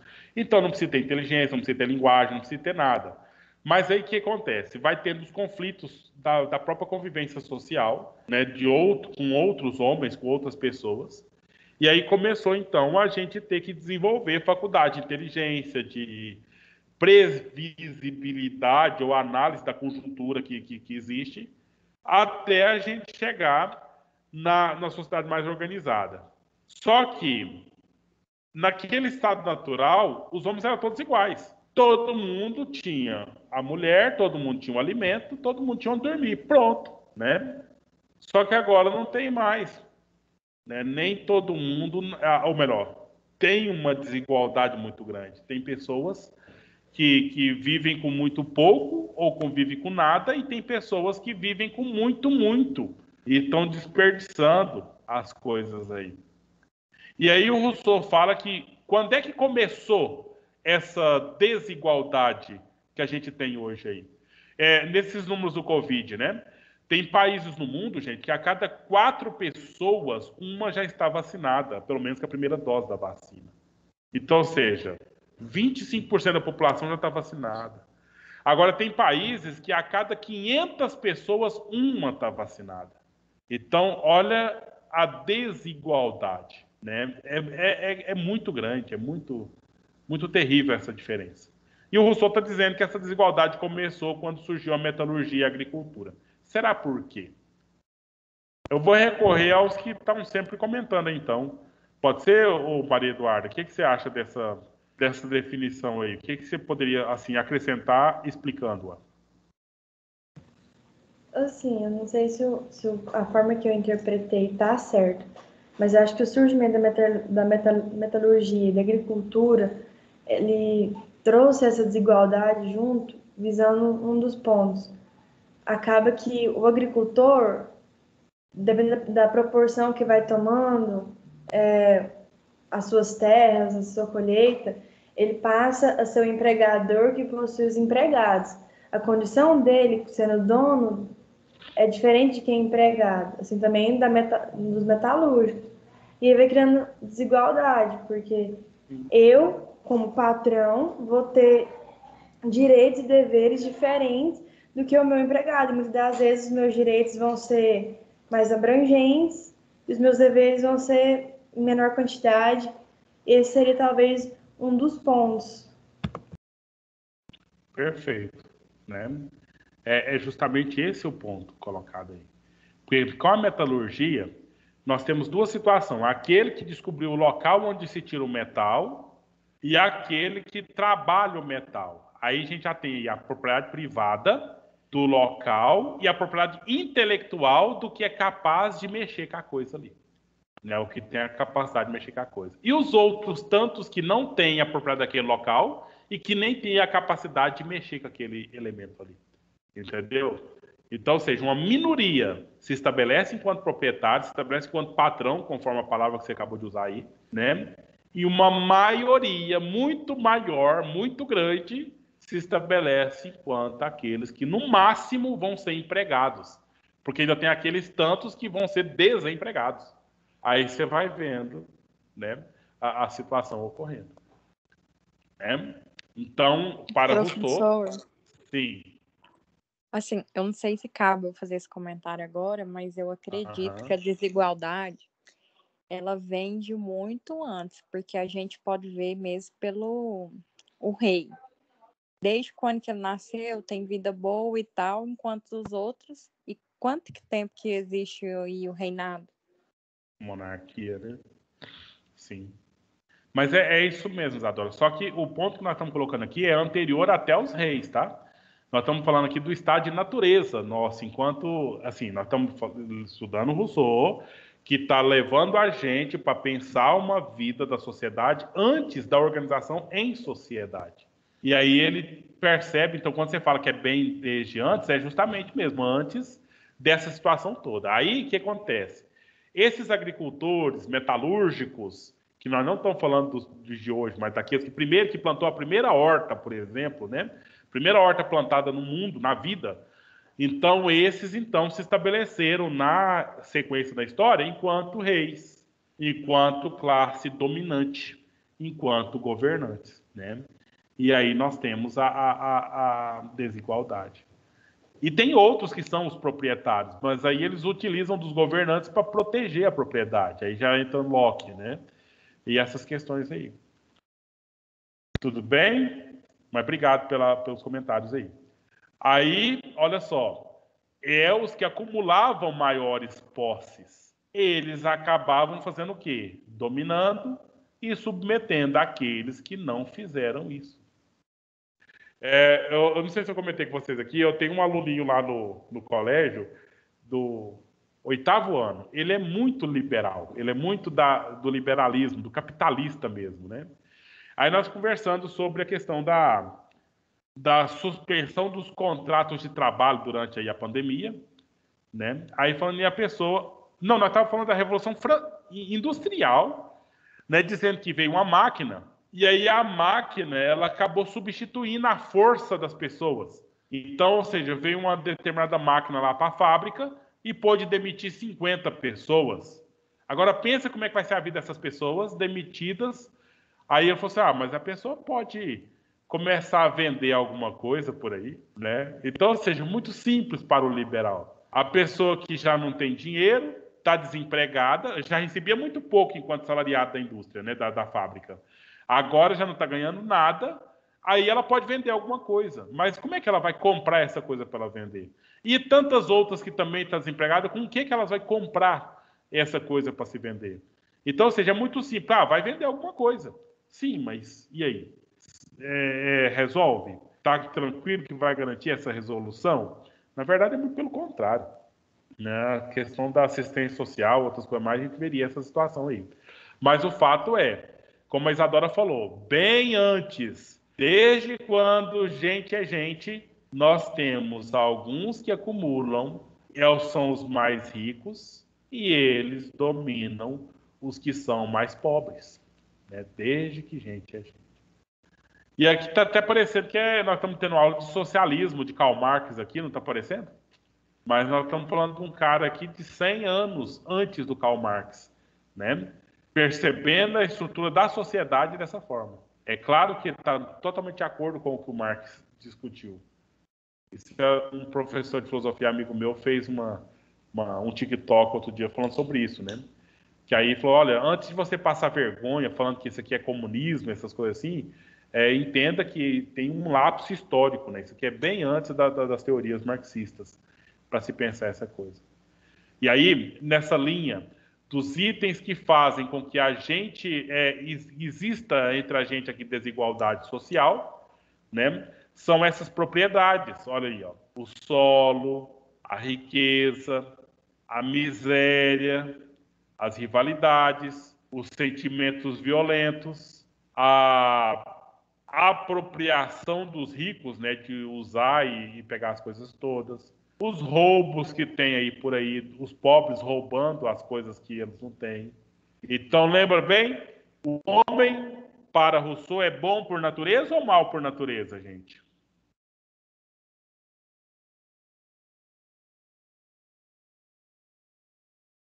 Para Rousseau, o homem é bom por natureza ou mal por natureza? Bom por natureza. Bom por natureza. Mas a vida em sociedade tem tudo isso aqui, né? O que isso fez? Fez com que desencadeassem paixões, inclinações, quedas. Tudo isso aqui fez com que o homem se afaste da piedade, da justiça. Todos esses problemas sociais aqui fez com que os homens se tornassem perversos. Então, se não tivesse, conforme Rousseau, se não tivesse propriedade privada, se não tivesse usurpação de rico, se não tivesse dominação, se não tivesse submissão, nós seríamos o que nós sempre fomos: bons, virtuosos, piedosos. Mas como a sociedade se organizou da forma que se organizou, com propriedade privada, então nós criamos a nossa perversidade.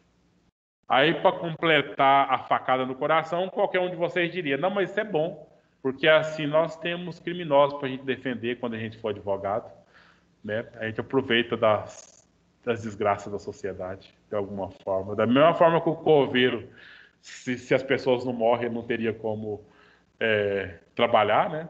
Então tá os advogados aqui, precisa de crimes acontecendo para poder trabalhar. Que coisa mais errada que eu falei, né? Zé Vitor, você queria falar alguma coisa ou só ligou por acidente aí?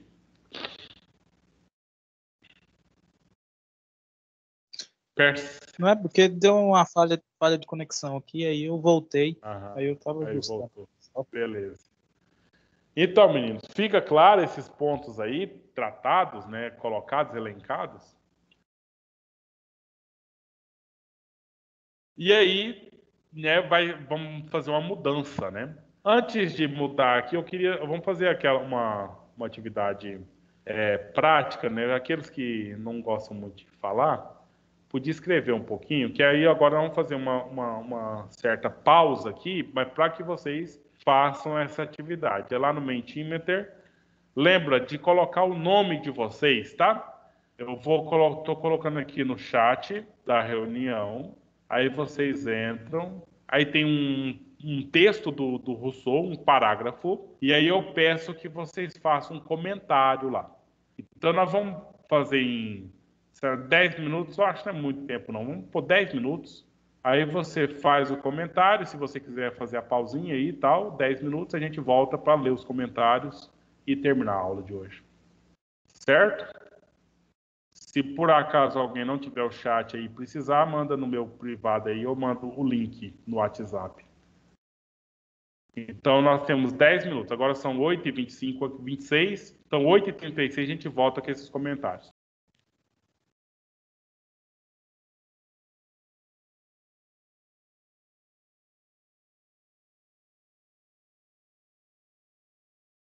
Então, agora a gente poderia ver, tem a mãozinha aí para levantar, etc. Se você quer ler o seu comentário e talvez comentar o seu comentário, aí vocês podiam se manifestar, né? E eu queria que muitos se manifestassem, claro, fique claro isso, né? Então vocês, quem quer podia já ativar agora a mãozinha aí, manifestando que você quer comentar o seu comentário, pode ser? Ótimo. Tem algumas pessoas que não nos deixam só. Então aí vamos chegando nessas que se manifestaram e depois a gente chega lá. Então o texto, né? O texto faz parte daquele livro que eu disse para vocês, A Origem da Desigualdade entre os Homens.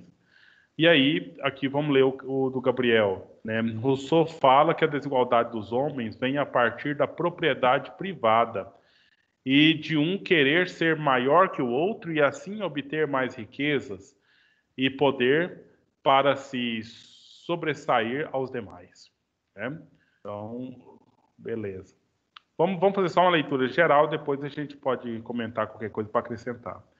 O comentário do João Neto disse: no dizer dele, o primeiro fundador foi o primeiro que cercou uma área de terra, tendo superioridade sobre os demais, e a terra não pertence, na verdade, a ninguém, né?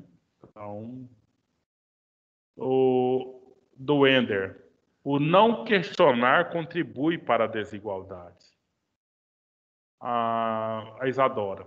A desigualdade foi criada há séculos, onde apenas um homem impõe uma questão e uma certa quantidade de pessoas aceita o fato sem questionar. A Sara. Rousseau fala sobre a desigualdade do ser humano desde o princípio de todas as coisas. Em suas palavras, Rousseau mostra como começou a desigualdade vindo de uma propriedade privada, tendo uma grande diferença entre aqueles que possuíam e os que não tinham nada. O comentário do Mateus. Maria Eduarda, você mesmo, Maria Eduarda. Os conflitos derivados da convivência em sociedade já estão mais enraizados do que se imagina. O sentimento de superioridade já desequilibra a paz natural desde o início do convívio. Você quer comentar o comentário, Maria Eduarda? Quero, professor. Depois que eu enviei esse comentário, ainda me veio o pensamento assim, já que, como eu disse, como eu acredito, já está enraizada essa questão do desequilíbrio, dos conflitos gerados por essa convivência, e o Rousseau ainda fala que alguém poderia só remover os marcos e lembrar todo mundo de que a propriedade não é somente de uma pessoa, a terra não é própria de alguém, é direito de todos. E hoje em dia, na atualidade, será que é possível desconstruir isso? Ou será que era um recurso que estaria só no início e agora é válido aceitar e seguir? Mas aí entra na fala que o Ender ainda disse, negligenciar, dizer não, contribui cada vez mais para a desigualdade. Fiquei pensando sobre isso. Perfeito, que ótimo. Não sei se nós estamos para cima ou para baixo. É aqui. José Victor falou, aborda a desestruturação da igualdade através do surgimento da propriedade privada e seus requisitos que são impostos. Rousseau, eu acho que essa aqui é a da Luana, será que é a de que está sem nome? É o mesmo, né? Deixa eu ver. Vamos escrever o que tem nome, ler o que tem nome. Rousseau tem como pensamento que desigualdade parte do começo da propriedade privada e do querer ser maior e que não questionar certas decisões contribui para o crescimento da desigualdade. Certo. Esse aqui do Carlos Eduardo. No contexto do território adquirido pela natureza, na chegada de outras pessoas, eu tenho de me defender, de defender esse território e para isso Rousseau aponta que a corrupção que vem da sociedade. E a Isa.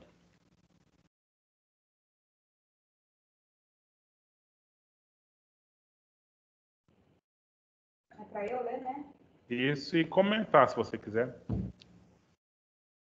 Então, o homem que impõe propriedade sobre a terra já conhecia a ideia de propriedade, diferente das pessoas que aceitaram a imposição. O que eu penso? Né? Que todos, né, de acordo com Rousseau, nasceram naturalmente sem esse entendimento de poder ou propriedade. Mas esse homem que impôs, ele já entendia. Ele já tinha esse entendimento e as pessoas que simplesmente aceitaram, não. E ele comenta que poderia ter alguém, né, que questionasse, mas lá no momento não teve nenhum com ideia talvez parecida que ele, um conhecimento parecido ao dele para questionar. Ótimo. E por fim, da participação aqui do Guilherme, Rousseau queria corrigir os erros, já que o processo de socialização corrompeu a própria sociedade e o homem em si. É interessante que, desse slide aqui, dessa fala do Guilherme, que já seria a sequência mesmo dos nossos slides aqui da aula, né? Então, ou seja, então se for perguntar para qualquer um, de onde vem a desigualdade social, ou de onde vem a corrupção, de onde nasceu o crime, sabe? De onde nasceu as atitudes erradas dos seres humanos? Se for perguntar isso para Rousseau, a resposta está aqui. Nasceu da propriedade privada. Então, veja, tudo que o Locke defendeu de que a propriedade privada é a melhor coisa que aconteceu e tem que ser garantido, o Estado tem que trabalhar para manter essa propriedade privada. Agora nós temos a teoria russoniana para dizer que ela, na verdade, a propriedade privada é o mal da sociedade, sabe? Porque ela fez com que os seres humanos se desviassem da virtude, fez com que os seres humanos, então, pelos aspectos aí da inteligência, etc., para buscar a preservação e a busca por um espaço que era de todo mundo, mas que deixou de ser todo mundo a partir do momento que alguém foi lá e cercou, né? E aí, mesmo que todo mundo sabe que teve os contrapontos, né? E outra coisa, Aísa, num ponto que você falou, pode ser que necessariamente a pessoa não sabia, mas ela se apropriou e aproveitou, né? Necessariamente, talvez ela não tinha esse conhecimento, porque ela era um dos integrantes ali, mas de alguma forma ela foi mais inteligente, ela foi mais astuta, a ponto de ela se aproveitar um pouco melhor dessa oportunidade que ela teve de cercar e depois submeter os outros às vontades dela. E aí o domínio aconteceu. E aí se estabeleceu a desigualdade entre as pessoas, né? Com base em Rousseau. E aí, para quem faz essa situação, né? Ou quem poderia resolver essa situação? Aí nós temos a mesma resposta que os outros deram. É o contrato social. É o pacto social, né? Então, para resolver, vamos nos organizar em sociedade civil. Vamos sair do estado de natureza e vamos entrar na sociedade civil. Aí essa sociedade tem que ser organizada a ponto de garantir essa paz, essa harmonia e etc., né? Então, aí, conforme ele, né, os homens trataram de reunir suas forças, armando um poder supremo. Se fosse em Hobbes, o poder supremo de um, fica claro isso? Né? Em Hobbes, aqui é armar um poder supremo. Lá em Hobbes é o poder supremo de um, que é o absolutismo, né? Então, supremo que todos defenderiam. Eu vou defender também o poder supremo, mantendo o estado de coisas existente, né? E aí, esse poder supremo, que é o poder que eu vou armar junto com todo mundo, que é muito parecido com Hobbes lá, né, do Leviatã sendo criado. Mas aqui não é um Leviatã como uma coisa a mais, mas é como um elemento interno que está agora sendo colocado em conexão, né, posto aí. E aí, os homens, quando vai fazer o pacto, né, o contrato social, eles têm que salvaguardar a sua liberdade, né, porque ela é própria do homem. Então, aqui está de acordo com o Locke, né? Está repetindo aqui de alguma forma o Locke. Segundo o direito natural, que é inalienável. E aí, para afinar essas cláusulas do contrato aqui, né? Então, existe problema social, assim, em encontrar uma forma de associação capaz de proporcionar os meios de defesa e proteção, com toda a força comum às pessoas e aos bens, e pela qual cada um, unindo-se a todos, não tivesse que obedecer, senão a si próprio, ficando tão livre quanto antes do pacto. Então, ou seja, tem um Estado livre, aquele Estado lá, das três coisas básicas, né? E aí a gente, no meio da corrupção social que a gente tem, vamos criar um pacto, mas esse pacto tem que fazer algo suave. Suave não no sentido assim de ser fraco, mas suave para que eu viva dentro da sociedade como para me garantir pela sociedade uma vida como eu viveria fora dela ou antes dela.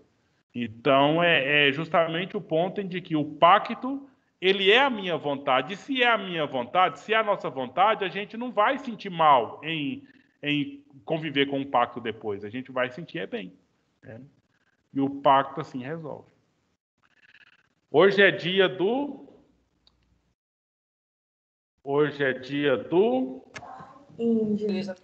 Tal. Pois é. Mas o Bolsonaro fez uma manifestação, participou de um evento hoje, que é dia do Exército. Então,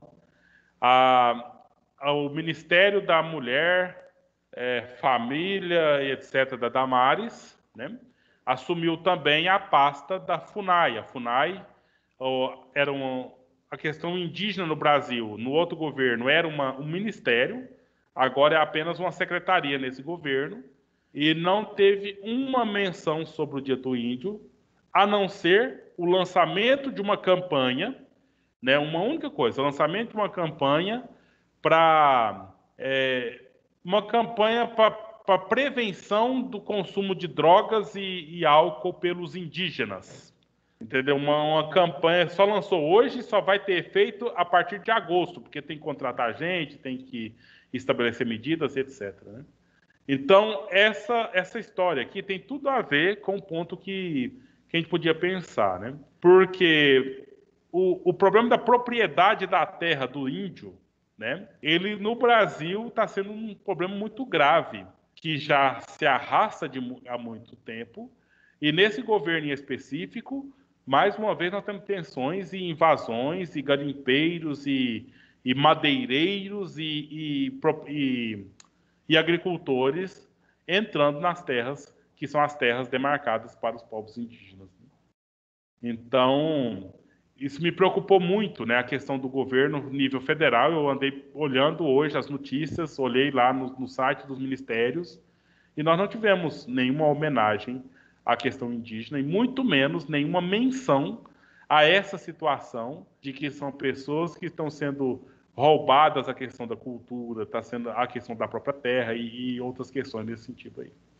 Então o índio vivia na terra como propriedade dele? Não. Quando chegou aqui as embarcações portuguesas, simplesmente eles foram acolhidos de alguma forma, né? Foram acolhidos. E no processo, o que aconteceu? Escravizaram os índios, tomaram a terra dos índios. E aí tem um monte de lei que eu até tinha pensado em a gente trazer isso para hoje, mas como nossa pauta aqui seria outra, então tem várias leis durante aí os 1600 para cá, leis que protegem o índio e leis que permitem o ataque aos índios, dentro de uma coisa que chamaram de guerra justa, que era possível, então, a pessoa aprisionar o índio e escravizá-lo por até 15 anos, né? E o que é a guerra justa? É quando o índio, por acaso, está invadindo a fazenda do senhor. Quando está roubando uma vaca, quando está fazendo alguma coisa nesse sentido aí. E aí se dá dessa forma. Então, ou seja, uma coisa que me preocupa, né? Me preocupa, não sei se vocês não estão nem aí para isso, mas é um ponto que a gente poderia citar, que tem uma questão social por trás, né? É interessante que quando ocorreu as primeiras vacinações, os índios entrou no grupo prioritário, né? Então, ou seja, uma medida aí que também tem que se registrar como sendo positiva e interessante. Mas tem toda essa questão da justiça social, ou a simples homenagem, né, uma simples menção, né, pelo Dia do Índio da parte do governo, né. Iporá não tem registrado aí comunidade indígena, né, mas outras cidades têm, né, principalmente aqui no Mato Grosso, afora. Mas enfim, eu só queria comentar isso, né, porque agora o que acontece? Eu tenho aluno, eu já falei aqui com vocês, eu tenho aluno no 9º ano revoltado com índios que estão defendendo a terra deles lá no Mato Grosso. Revoltado com o índio, né? Não está revoltado do lado do índio, está contra o índio, no sentido de que o índio deveria liberar aquelas terras ali para o desenvolvimento do país. Desenvolvimento. Então, ou seja, tem problemas aí, eu acho que a gente, do ponto de vista de cientista humano que somos, todos nós aqui, cientistas da humanidade, vocês, enquanto juristas específicos aí, eu acho que vocês deveriam se preocupar com esses pontos, né? E tomar posição, né, de alguma forma. E eu acho que fica aí para estudar, para casa, né? Vocês podem ler os textos que a gente separou, tem as tarefinhas para fazer, a tarefa é muito simples, né? Mas eu estudo mesmo. Agora, o que acontece? Eu vou ter que deixar para amanhã, porque eu me esqueci de pensar o formato do debate, né? Eu não pensei nisso. Semana passada foi fazendo prova e corrigindo, etc. Aí eu acho que a gente conversa depois no grupo lá como que a gente vai fazer esse debate, né? Que aí a data seria semana que vem mesmo, né? Conforme a gente tinha combinado. Ok? Ou tem algum protesto ou algum encaminhamento aí nesses últimos 4 minutos? Vocês tiveram alguma ideia diferente daquela que nós conversamos aquele dia? Como a gente poderia proceder com o debate? Não é bem debate, é mais que isso, né? É um confronto mesmo, né?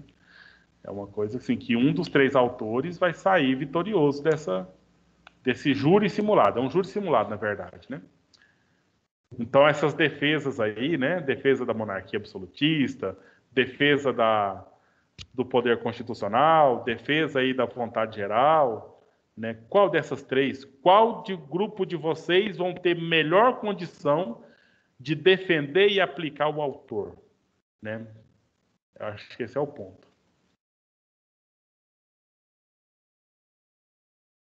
Não? Então, Professor, sim. pensando nesse fato de um grupo vai sair vitorioso, então tem um dos autores aí que é bem difícil de defender, né? Porque o pensamento dele já não é vivido hoje mais. Nesse caso, a gente não ficaria no prejuízo, que eu acho Mas que é não bem poderia. que eu vou debater sobre ele. Mas não poderia ser. Aí agora eu já estou dando spoiler aqui, né? Dando dica, já que você perguntou e os outros que não perguntou. Então, todo esse problema que nós estamos vivendo hoje em dia, será que o motivo desses problemas não foi ter acabado com o absolutismo? Se a gente retornasse ao absolutismo, nós não resolveria o problema da humanidade? Entendeu? Fica como possibilidade de você argumentar e trazer essa tese. Se o outro não der conta de responder, aí vamos ver como é que fica, né? Você tem que aproveitar, né? Aproveitar essas deixas aí. Inclusive, antes de ontem, eu estava assistindo uma reportagem de um príncipe do Brasil, sabe? Um bisneto da princesa Isabel, que tem aí no Brasil, né? A linha sucessória, a turma está toda aí, e ele defendendo até o último momento de que o Brasil deveria voltar a ser monarquia, que o Brasil é muito melhor que a Europa, e se restabelecesse a monarquia aqui no Brasil, nós seríamos muito mais felizes, né? É muito interessante como ele defende essa coisa, né? Essa ideia. Se vocês quiserem o link, né? Porque aí no caso é uma ajuda para o grupo do Hobbes, aí é só mandar lá no meu grupo lá, no grupo não, no meu privado lá, que eu mando o link dessas defesas, né? Dessas ideias monarquistas que as pessoas querem até hoje. Tudo bem então, senhores? E senhoras e senhoritas. Aí amanhã, na aula lá de economia, a gente vê alguma coisinha nesse sentido aí e a gente encaminha para a semana que vem. Então, boa noite, tudo de bom. Até amanhã. Boa noite. Boa noite. Boa noite.